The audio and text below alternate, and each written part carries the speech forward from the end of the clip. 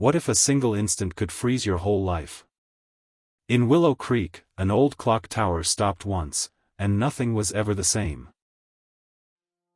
At dawn, 16-year-old Liam coasted through the silent town square on his bike. The low orange sun kissed the clock tower, whose hands were stuck at 3:17 p.m. Liam felt just as frozen. Classes dragged. Soccer drills blurred together. Every day seemed photocopied from the one before. He muttered to himself, something, anything, has to change. A flyer flapped on the notice board, retired watchmaker needs help restoring historic clock tower. Homework suddenly felt miles away. Heart pounding, Liam dialed the number. A gravel-warm voice answered, "Name's Evans. Meet me in the workshop behind the bakery." Inside, brass gears glimmered under amber lamps, and 2 teacups steamed on a battered workbench. "Looks like time itself is broken," Liam blurted. Evans chuckled. "Time isn't broken, kid, people just forget to wind it." The old man's eyes twinkled with decades of stories. Liam drew a deep breath.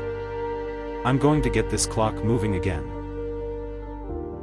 They climbed the narrow wooden stairs into the tower, tool bag clanking against stone walls. Cobwebs hung like gray lace, dust motes floated in golden shafts of light.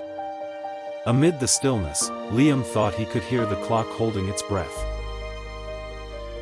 He pushed a massive key into the winding drum, but the gears groaned and refused to turn. Squinting, he spotted a bent metal pin wedged between cogs. "Ah, the storm of '85, Evans whispered. Lightning struck the bell, that pin flew, and the clock stopped. But the silence drove townsfolk outside, and they spotted a fire on the riverbank and saved the mill.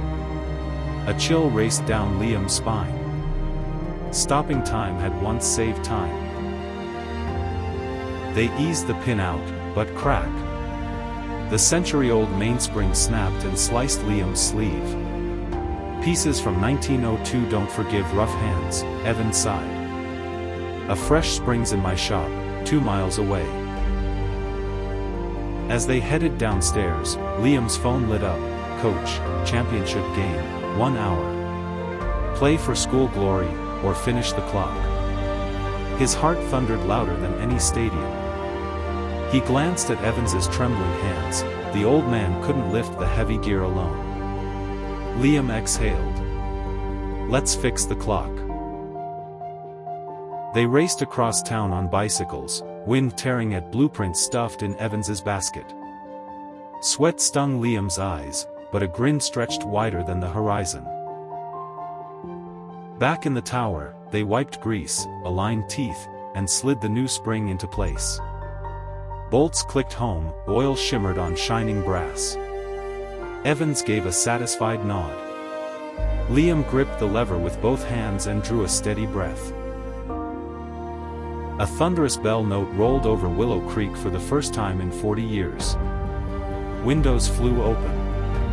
Kids pointed and laughed. Teens filmed on their phones. A wave of applause rippled through the square. Coach burst into view, trophy under his arm.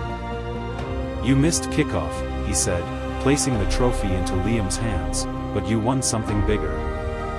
Liam's teammates hoisted him onto their shoulders while the bells kept ringing. Then, click, the minute hand crept to 3:18 p.m., sunlight glinting off fresh gold leaf. Liam pedaled home, feeling tiny gears were inside his chest.